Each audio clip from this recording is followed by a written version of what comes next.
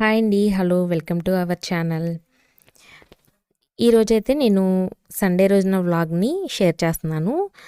Mothers day రోజున. Mothers డేని మీరందరూ ఎలా సెలబ్రేట్ చేసుకున్నారు? నేనైతే ఈ ఇయర్ మదర్స్ డే అయితే నేను ఎప్పటికీ మర్చిపోలేను. ఎందుకంటే ఈ మదర్స్ డే రోజున మా బాబు నాకు ఒక గిఫ్ట్ ఇచ్చాడు. వాడు ఎలా ఇచ్చాడు గిఫ్ట్, ఎలా కొన్నాడు, ఏంటి అసలు అంత చిన్న బ్రెయిన్‌లోకి వాడికి మమ్మీకి గిఫ్ట్ ఇవ్వాలనే ఆలోచన రావడమే నాకు చాలా హ్యాపీగా ఉంది. ఏం గిఫ్ట్ ఇచ్చాడు, ఏంటి, ఎలా కొన్నాడో తెలుసుకోవాలంటే వీడియోని ఎక్కడ స్కిప్ చేయకుండా ఎండ్ వరకు చూడండి, మీకు కూడా తెలుస్తుంది. సండే రోజు మార్నింగ్ అయితే నేను ఇంకా ఇలా పెసర దోసలు వేసేసాను. పెసర్లలో ప్రోటీన్స్ ఎక్కువ ఉంటాయి. చక్కగా డైట్ చేసేవాళ్ళు కూడా వీటిని తీసుకోవచ్చు.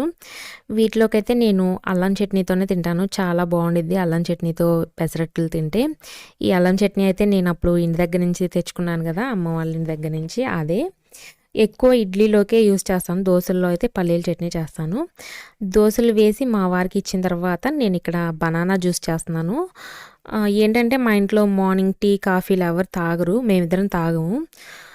ఎప్పుడైనా రేర్గా కొంచెం హెడేక్గా అలా ఉంటే ఇంకా కాఫీ పెట్టుకొని తాగుతాం అంతే.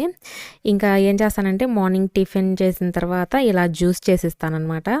బనానాస్ ఉంటే బనానాస్, లేదా గ్రేప్స్, వాటర్ మిలన్, కర్బూజా ఏ ఉంటే అవి ఇలా జ్యూస్ చేసేసి ఇస్తాను. ఇక్కడైతే నేను ఈరోజు బనానాలు ఉన్నాయి ఇంట్లో, అదే చేస్తున్నాను జ్యూసు. ఏం లేదు, బనానాలని చిన్న ముక్కలుగా కట్ చేసుకొని అందులో ఒక 2 స్పూన్లు షుగరు, ఐస్ క్యూబ్స్, ఒక హాఫ్ కప్పు మిల్క్ యాడ్ చేసుకొని మిక్సీ పట్టుకోవాలి. ఆ తర్వాత వీటిని ఒక గ్లాస్లో వేసేసుకొని పైన కొంచెం హార్లిక్స్ కానీ బూస్ట్ కానీ ఏదైనా ఉంటే అది వేసుకుంటే చాలా బాగుంటుంది తాగేటప్పుడు. నేనైతే ఇక్కడ బూస్ట్ యాడ్ చేస్తున్నాను.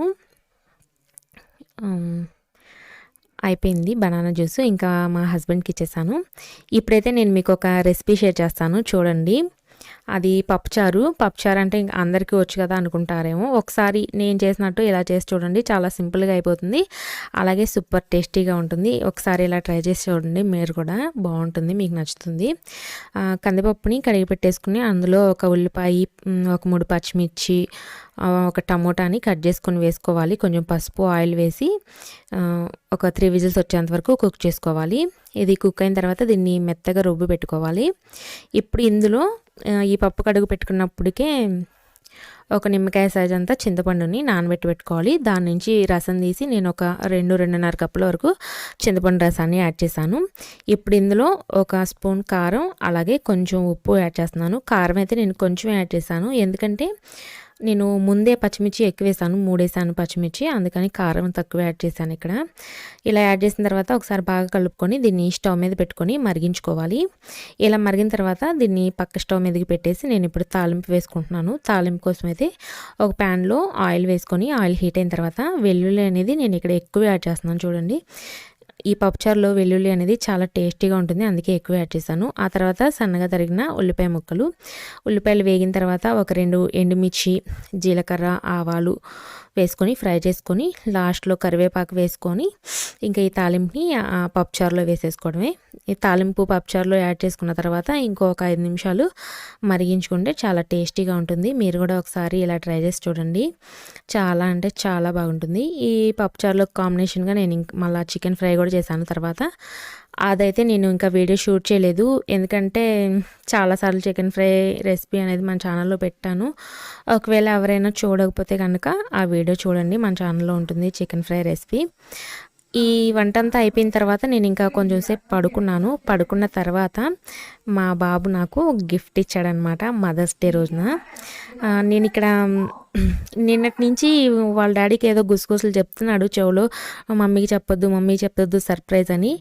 నేనేదో జోక్గా చెప్తున్నాడేమోలే అనుకుంటున్నాను. వాళ్ళ డాడీకి మమ్మీకి నేను గిఫ్ట్ ఇవ్వాలి, సారీ తీసుకురా, డ్రెస్ కొనుక్కునరా, నేను ఇవ్వాలి అని చెప్తున్నాడంట. ఇంకా మధ్యాహ్నం వచ్చిన తర్వాత కూడా చాక్లెట్ ఒక్కటే ఇచ్చాడు వాడికి, ఇంకా బయట పెట్టొచ్చాడు. రాగానే గిఫ్ట్ ఏది, మమ్మీకి గిఫ్ట్ తెమ్మన్నాను కదా అని ఇంకా కింద పడి ఏడుస్తున్నాడు అనమాట. ఇంకా బయట నుంచి కవర్ తీసుకొచ్చి వాడికి ఇచ్చారనమాట. అది తీసుకొచ్చి నాకు ఇచ్చాడు. హ్యాపీ మదర్స్ డే మమ్మీ అని చెప్పాడు.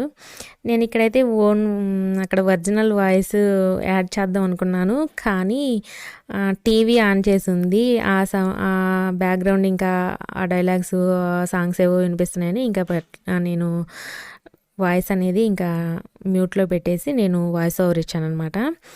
థ్యాంక్ యూ అమ్మ, థ్యాంక్ యూ నాని, ఎలా అయితే డాడీని ఒప్పించి డ్రెస్ గిఫ్ట్గా తెప్పించి ఇచ్చావు నాకు, చాలా థ్యాంక్స్ అమ్మ అని అంటే, ఇక్కడ ఏమంటున్నాడంటే ఫాదర్స్ డేకి కూడా నిన్ను అడుగుతాను కొనమని డాడీకి గిఫ్ట్ ఇవ్వడానికి అని చెప్తున్నాడు. అదే ఇక్కడ మాట్లాడుకుంటూ ఉన్నాం మేమిద్దరము. ఆ తర్వాత నాకు డైరీ మిల్క్ కూడా చక్కగా నోట్లో పెట్టి హ్యాపీ మదర్స్ డే మమ్మీ అని చెప్పాడు. ఇక్కడైతే ఇంకా పాపను మిస్ అయిపోయాను. తనైతే అక్కడ వాళ్ళ అమ్మమ్మ వాళ్ళ ఊర్లో ఉంది. ఫోన్ చేసి విష్ చేసింది పొద్దున్నే నన్ను, హ్యాపీ మదర్స్ డే మమ్మీ అని చెప్పింది. తను కూడా ఉంటే ఇంకా చాలా బాగుండేది, తనే మిస్ అయింది. ఇదిగోండి డ్రెస్ మా బాబు ఇచ్చింది.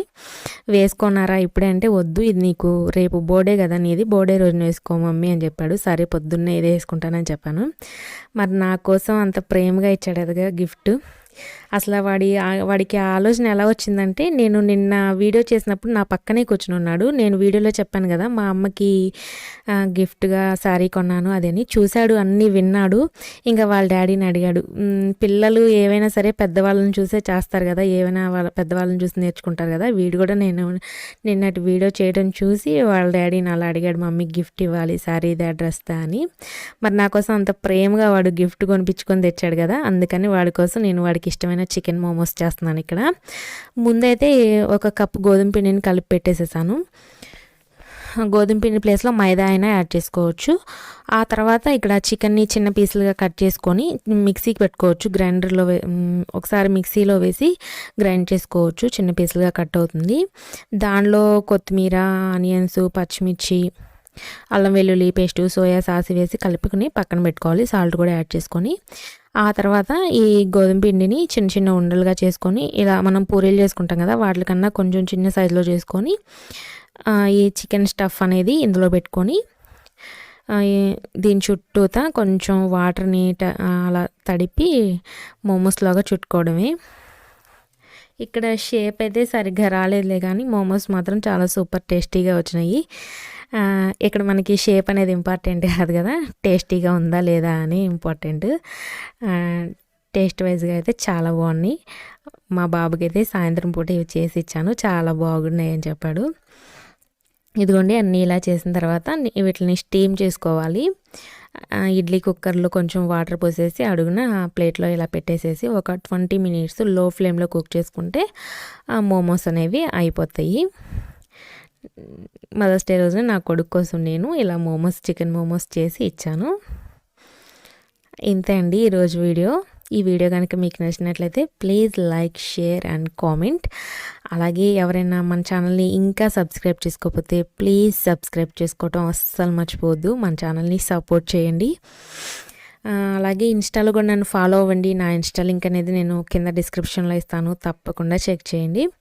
రేపు మరో మంచి వీడియోతో మీ ముందుంటాను. అంతవరకు బాయ్.